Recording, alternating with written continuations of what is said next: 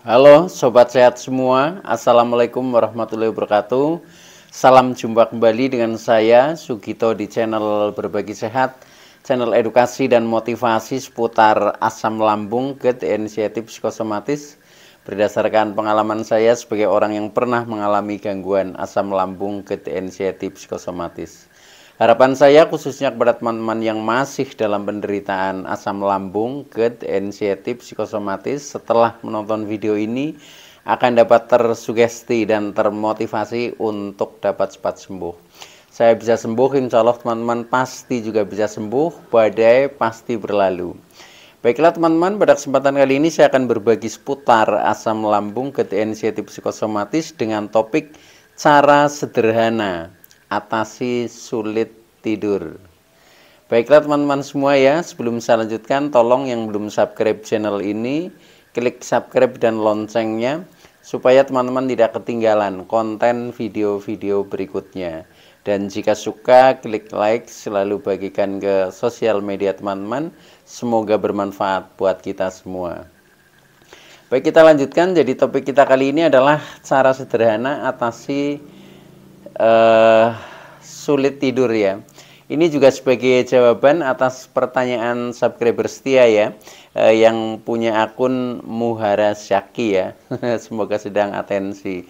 Nah teman-teman semua, perlu kita sadari bahwa penderitaan asam lambung, GERD, inisiatif psikosomatis yang disebabkan oleh multifaktor ya, baik itu faktor fisik maupun faktor psikis, dengan sensasi yang sangat beragam ya, mulai dari ujung rambut sampai dengan ujung kaki, yang sering kita kenal sebagai 1001 rasa sensasi, memang sungguh luar biasa, sungguh dahsyat, dan perlu kita tangani dengan bijak agar penderitaan asam lambung, GERD, inisiatif psikosomatis dapat cepat membaik hingga sembuh total. Nah khusus pada session kali ini ya, saya sharingkan hal ini, yaitu tentang masalah susah tidur ya, atau sulit tidur atau insomnia ya. Ini memang pernah saya alami juga ya, di saat kita mengalami gangguan asam lambung, GERD, inisiatif psikosomatis. Jadi ini sebenarnya sensasi yang biasa bagi orang-orang yang mengalami gangguan ini ya, itu rata-rata itu mengalami fase susah tidur ya. Nah itu kenapa kita kadang menjadi susah tidur ya, karena memang dalam secara fisik kadang kita juga, lambung kita sedang tidak normal ya, sedang terganggu, kadang sering kembung, kadang membuat dada berdebar-debar ya, degup jantung semakin cepat. Nah itu pun sudah otomatis kita akan menjadi susah tertidur ketika nafas kita tidak rileks ya. Itu juga salah satu sebabnya secara fisik ya. Dan secara psikis itu biasanya dari banyaknya tekanan-tekanan pikiran ya, tekanan emosi ya, tekanan perasaan yang kadang selalu hadir ya, entah itu dari trauma-trauma masa lalu, entah itu kita mencemaskan masa datang ya. Nah itu biasa seperti itu ya, akhirnya kita menjadi susah tidur. Nah mudah-mudahan dengan beberapa tip ya, ini yang saya berikan, walaupun sifatnya ini tips sederhana ya, merupakan pembiasaan kita sehari-hari ya, tapi cukup membantu ya. Dan alhamdulillah waktu itu ketika saya mengalami itu dengan menerapkan tip-tip seperti ini, nah akhirnya kita menjadi mudah tertidur ya. Karena kalau kita masih sulit tidur, susah tidur, ini juga pengaruhnya terhadap fisik kurang baik ya. Contohnya dengan kita tidur kurang ya, otomatis juga imunitas tubuh kita juga akan menurun. Kemudian dampaknya kita merasa loyo ya, tidak bertenaga di pagi harinya, kemudian badan agak tidak energik, lemes dan seterusnya, yaitu ketika kita kurang tidurnya. Nah maka dari itu kita memang harus berusaha bagaimana caranya supaya tidur kita bisa lebih berkualitas lah. Karena dengan tidur yang berkualitas, yang cukup ya, itu juga akan memberikan kesempatan kepada tubuh kita untuk meregenerasi sel-sel yang telah rusak ya, sehingga ketika tidur kita cukup ya dan berkualitas, itu otomatis badan menjadi semakin segar karena sel-sel yang telah rusak itu terbangun pada saat kita tidur ya, menjadi segar kembali. Nah, itu seperti itu.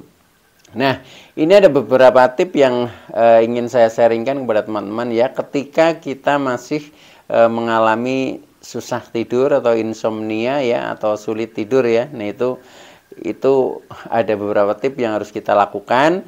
Di antaranya yang pertama ya, agar kita menjadi mudah tertidur ya. Nah, itu yang pertama adalah jam tidur usahakan tetap atau teratur ya. Jadi ketika kita biasa tidur jam 9 malam misalkan, ya udah tiap hari itu ya. Jadi nanti bahasa tubuh ini menjadi semakin paham ya, ketika jam-jam itu pasti kita akan terasa ngantuk gitu, seperti itu ya. Jadi usahakan tetap ya, kalau yang biasa tidurnya mungkin jam 10 ya, kita tiap jam 10 malam.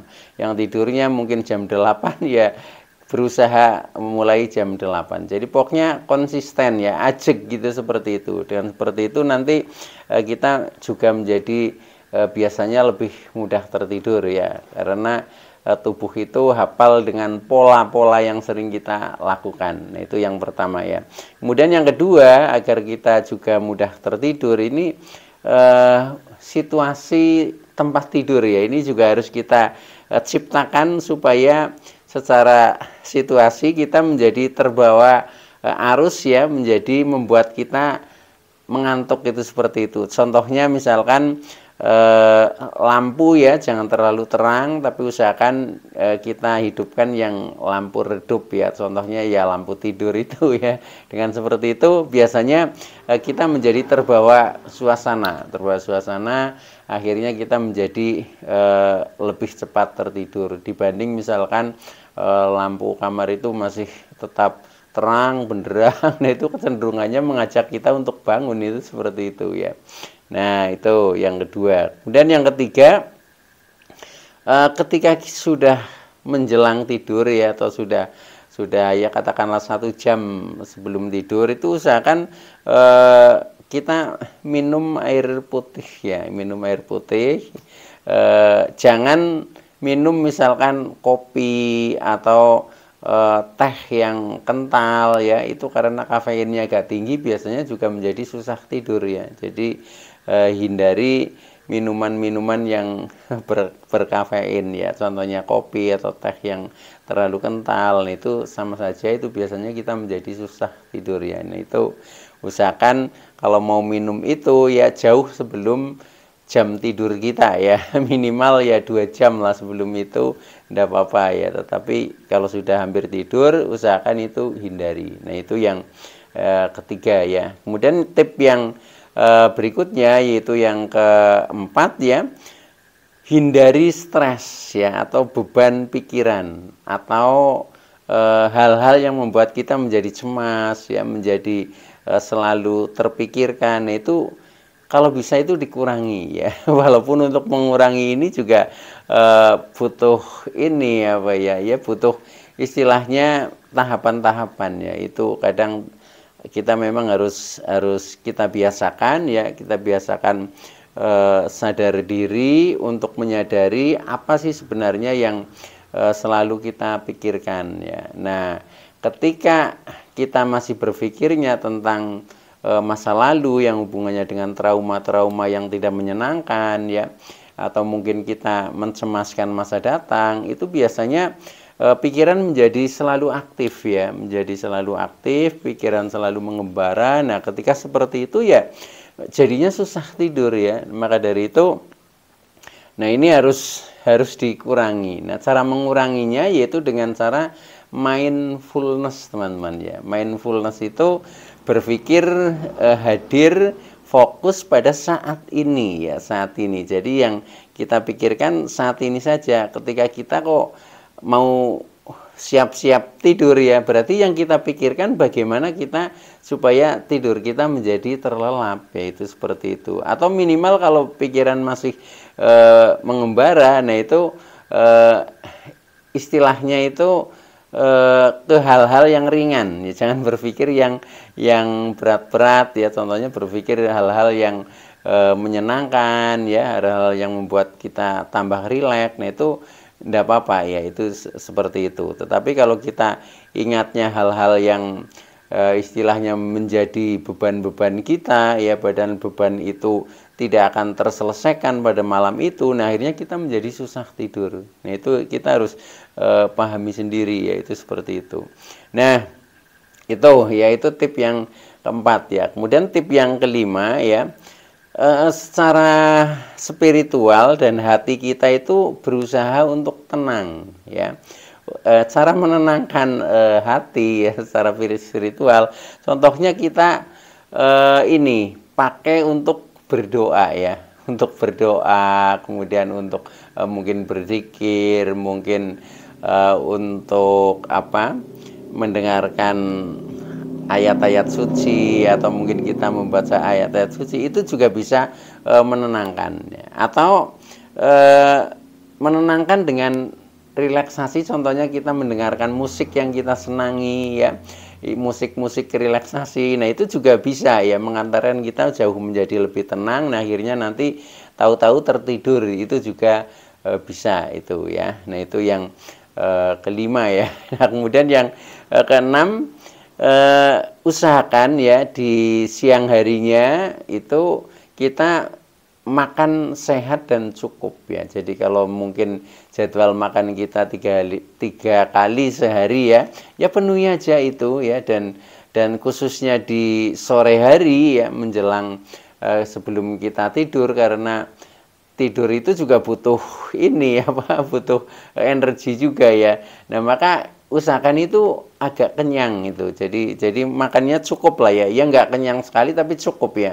Nah cukup sehingga nanti tidurnya akan terlelap ya. Tetapi kalau sudah malam kita mau tidur, perut terasa lapar, nah itu juga akan susah tidur teman-teman ya. Maka yang cukup ya, cukup makannya agak kenyang, nah itu nanti tidurnya akan terlelap. Nah itu juga harus kita biasakan seperti itu ya, insya Allah nanti kita menjadi mudah tertidur. Nah itu yang keenam ya, yang keenam itu, jadi makan minum yang sehat dan cukup, intinya seperti itu. Nah kemudian yang ketujuh, lakukan meditasi ya, meditasi atau relaksasi lah. Nah itu ketika kita sudah menjelang tidur ya, mungkin sudah berbaring di tempat tidur, nah itu manfaatkan untuk meditasi ya. Meditasi itu menurunkan gelombang pikiran kita dari gelombang beta ke alfa theta ya. Nanti alfa theta ini gelombang meditatif ya. Itu baik untuk afirmasi ya. Nah di bawahnya itu nanti masuk ke gelombang delta. Ketika pikiran sudah di gelombang delta, kita tertidur di situ ya. Jadi gelombang tidur itu gelombang delta. Nah caranya meditasi itu ya, yaitu ini apa, kita manfaatkan untuk afirmasi positif ya. Karena kita mengalami gangguan asam lambung, ketensian psikosomatis ya, kita afirmasinya tentang seputaran itu ya. Dan ini ada di video saya yang lalu ya, khusus masalah meditasi afirmasi ya, mengatasi asam lambung dan kecemasan ya. Itu bisa ditonton kembali ya, bisa didengarkan saja boleh, ketika kita mau tidur kita dengarkan itu. Nah tetapi kita berusaha istilahnya menjiwai, jadi seolah-olah kita mengatakan atau membuat istilahnya afirmasi sendiri dengan kata-katanya sendiri, itu juga boleh ya. Itu justru lebih original, lebih bagus lagi ya, itu dengan bahasanya sendiri supaya lebih dikenali. Jadi afirmasi yang efektif itu menggunakan bahasa ibu ya. Bahasa ibu itu bahasa harian kita ya, bahasa harian kita bahkan mulai dari kecil ya, mulai dari kecil sampai dewasa kita kan punya bahasa yang sering kita pakai ya. Nah, itu pakai bahasa itu. Jangan pakai bahasa-bahasa yang kita tidak paham ya. Kalau kita tidak paham, maka respon tubuh ini kan pikiran bawah sadar ya. Nah, itu juga akan susah meresponnya, itu seperti itu. Nah, itu jadi lakukan meditasi afirmasi yang positif ya. Itu tip yang ketujuh ya. Itu bisa melihat panduannya di video saya yang lalu itu ada juga, itu seperti itu.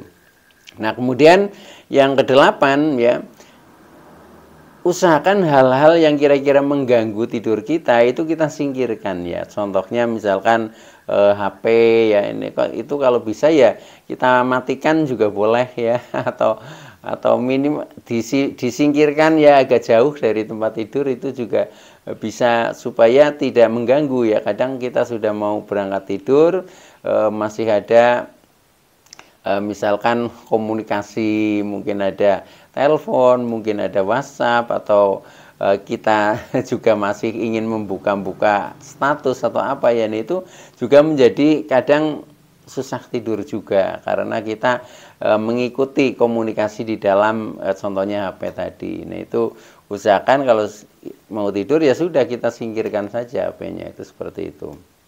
Nah, kemudian juga ini faktor pendukung agar kita tidurnya itu lebih mudah ya. Ketika di siang hari usahakan kita ada gerak ya, gerak badan, maksudnya gerak tubuh atau olahraga ya. Itu dengan olahraga yang cukup secara fisik itu biasanya nanti fisik juga ingin istirahat. Nah, maka ketika malam itu pasti fisik inginnya istirahat ya, karena siangnya sudah olahraga kan agak capek. Nah, akhirnya tidurnya menjadi lebih baik, menjadi lebih mudah ya. Nah, itu juga harus dilakukan. Nah, olahraga ini ya sesuai dengan kemampuan kita. Kalau memang kita masih mungkin rasa-rasanya belum nyaman ya, apalagi yang masih suka keliengan, sempoyongan, ya semampunya saja lah. Pokoknya usahakan tubuh itu digerakkan, itu seperti itu. Hanya sekedar jalan kaki nggak apa-apa olahraganya, itu seperti itu.